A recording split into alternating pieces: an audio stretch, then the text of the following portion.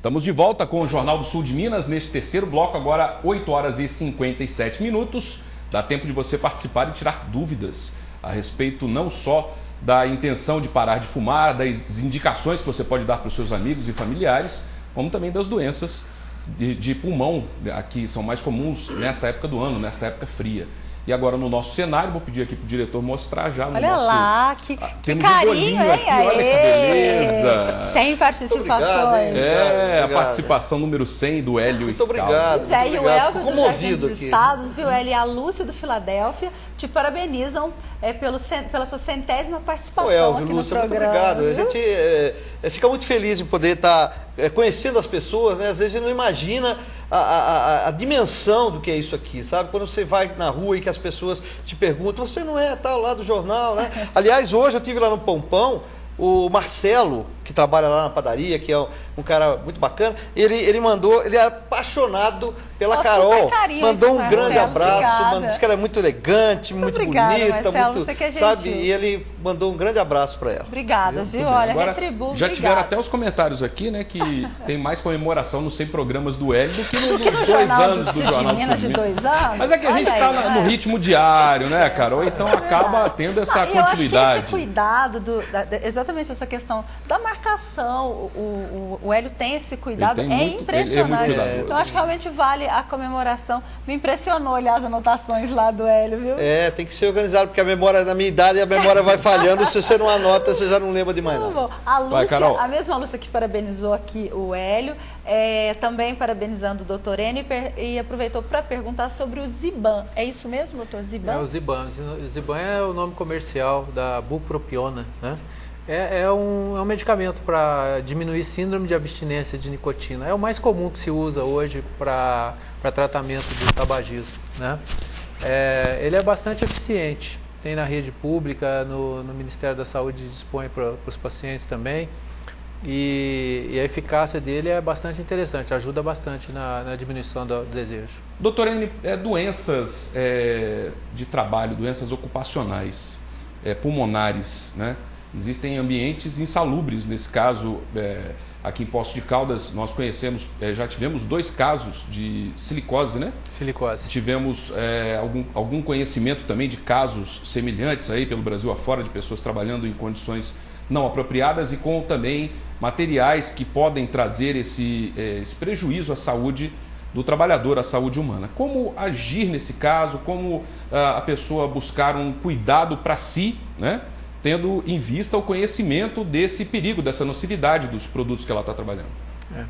Hoje, felizmente, a legislação trabalhista, existe uma fiscalização do Ministério do Trabalho e as empresas têm um risco ocupacional já identificado e dispõem para o trabalhador as medidas de segurança, as EPIs, né? Então, na maior parte dessas indústrias que tem risco, o trabalhador tem máscaras de proteção e tudo, e ele consegue usar. Às vezes o próprio trabalhador negligencia isso um pouco e não usa o sistema de proteção, mas é muito importante ele ter consciência de que ele está protegendo a sua própria saúde, né?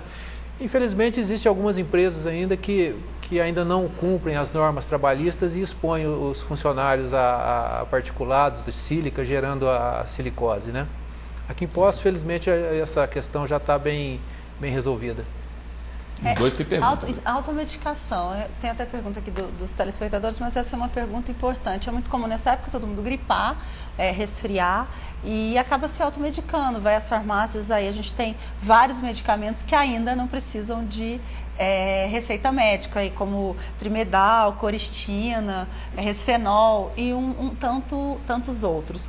A minha pergunta, isso funciona para um resfriado, para uma gripe?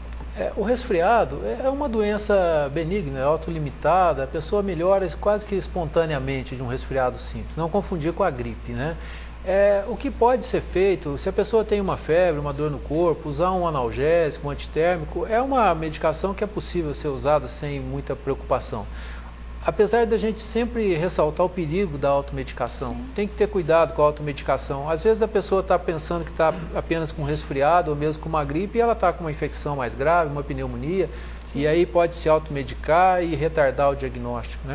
Então tem que ter algum cuidado. Doutor, aproveitando a pergunta da Carol, com relação à homeopatia, Muita gente é adepta da homeopatia, diz que você diminui muito o percentual de ocorrência de doenças, né? E eu queria saber também com relação àquelas receitas da vovó, né? Você tomar coisa com mel, tomar sopa quente, tomar várias coisas que no inverno são muito ligadas. As pessoas, toma sopa, caldo, a canja, não sei o quê. Qual é o benefício dessas coisas e se a homeopatia realmente tem essa... Funciona mesmo? A receita da vovó é interessante porque tem estudos científicos comprovando que canja de galinha tem algum efeito benéfico no sistema imunológico. E não faz mal a ninguém. E não faz mal a ninguém. Então, é um estudo científico mesmo. A gente fez uma pesquisa médica. Isso funciona, isso ajuda. Eu acho que o chazinho caseiro, o mel, isso traz um conforto para a pessoa. A homeopatia é uma área que está um pouco em xeque, porque a medicina, hoje a gente fala que a medicina é baseada em evidências científicas, e a homeopatia às vezes não tem suficientemente comprovada essas evidências científicas, então está sendo um pouco questionado. Doutor Enio, uma pergunta interessante, que eu penso nisso também, como é que foi o início, assim, historicamente falando, do homem, do ser humano, usando o cigarro, alguma coisa de fumar, ingerindo fumaça?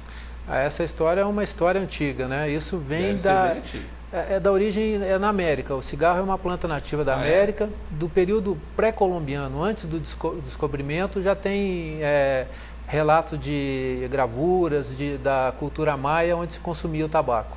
E o tabaco disseminou para o mundo através da expedição de Cristóvão Colombo. Quando Cristóvão Colombo veio para a América, os marujos, lá, os tripulantes, levaram o tabaco para a Europa e se tornou uma grande moeda, uma especiaria o tabaco naquela época. As cortes de reis na Espanha, em Portugal, em França, consumiam o tabaco como uma especiaria exótica. E daí foi disseminando para o resto do mundo.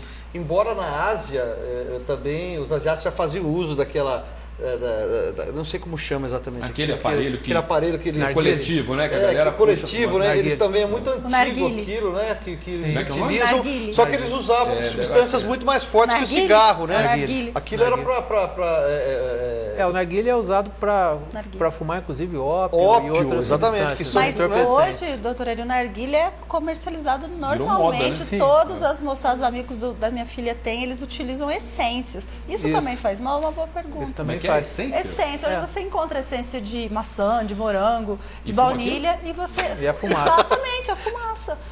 É fumado. Isso aí também pode provocar alteração também nos Porque pulmões. tem o carvão, eu acredito que você acaba ingerindo um pouco do fumaça. Carvão também, não é? Você acaba inalando monóxido de carbono, partículas na fumaça. Coisa quente já tem também a sua nocividade. Eu nem sabia que isso era usado para... Normal. Os hoje amigos da minha filha pouco têm. de moda isso. Hoje é moda, exatamente. Está na moda utilizar Aí daqui a narguilés. pouco fuma. Começa a fazer uso É um passo. disso. É o primeiro contato já, né? Pode, daí é uma curiosidade para fumar outras coisas. Com certeza. A Sandra dizendo aqui, olha, o Hélio é sócio do programa. Ela disse que quer um pedaço de bolo que deu água na boca. Parabéns, Hélio. 1/3 do programa é seu, viu, Hélio?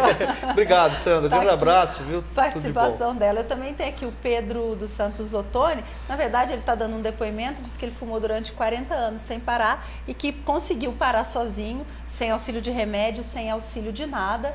E que agora ele tem uma tossinha estável, mas eu acredito que o recado do Pedro é que quem realmente quer, aí tem que realmente aí ter força de vontade. O que é tossinha estável? O que é uma tossinha estável? Boa pergunta. Eu não sei o que é uma tosse instável. Tosse é um sintoma de alguma coisa errada. Tosse de ex-fumante, né? A tosse é um mecanismo de defesa, tem alguma coisa errada. É isso? Talvez ele tenha uma tosse crônica que ficou depois que parou de fumar, mas tosse nunca é normal. Às vezes o fumante acha que é normal tossir. Pigarro também não. Pigarro também não é normal. Então preciso consultar. Tem alguma coisa errada. Por exemplo, né, um exemplo desse, ou um exemplo de pessoas que a gente conhece que fumaram décadas, né? A pessoa usou o tabaco durante décadas e parou de fumar, agora já está aí algum tempo sem fumar, mas os órgãos ainda estão, pode-se dizer, contaminados pela nicotina, ainda estão sofrendo o impacto daquele uso. A nicotina, ela tem um período de uma meia-vida curta. A nicotina, ela vai embora rapidinho. As consequências do tabagismo de longo prazo podem ficar definitivamente, como, por exemplo, lesão no pulmão, enfisema pulmonar, né? alterações nas coronárias, no sistema vascular cerebral. Isso aí pode ficar até definitivamente, né? Então, assim, quando a pessoa para de fumar, os benefícios são imediatos. Alguma coisa de positivo já começa a acontecer a partir do primeiro dia. Já ganha a função pulmonar, já melhora, já né? melhora a oxigenação, a frequência cardíaca, a pressão arterial, a disposição. Isso aí melhora. Diminui o risco de infecção respiratória, de infarto. É que quando a pessoa fumou muitos anos e já tem lesões em órgãos-alvo, às vezes isso é irreversível. Até o paladar do fumante muda. Com certeza. Muda. O olfato, né? E o paladar é o que melhora mais rapidamente. E quem fica próximo agradece quando para, porque o cheiro melhora muito, né? O odor, né? Porque a pessoa que fuma não percebe, tudo fica cheirando, né? Cigarro, é impressionante. Até quando a gente vai, pelo menos antigamente, né? Quando se ia a algum lugar fechado, onde havia permissão de... Você saía cheirando. Saía cheirando cigarro. É que nem pastelaria, não tem jeito de você ir e ninguém saber que você foi. Mas é mais gostoso. É muito mais gostoso. É muito mais interessante. É mais salutar, né? Sem dúvida.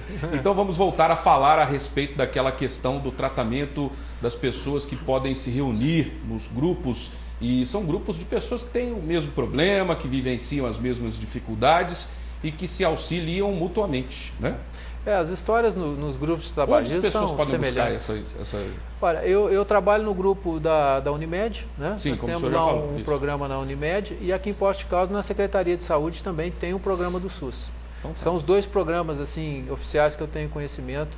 A Alcoa parece que tem um programa interno também. Algumas empresas fazem coisas internas, né? Mas assim, o programa maior mesmo é o do SUS e o da Unimed lá que a gente coordena. Indicamos e estimulamos a quem está nos assistindo que queira, né? É a hora, é É agora. agora, essa é a oportunidade, é o ano da renovação, né?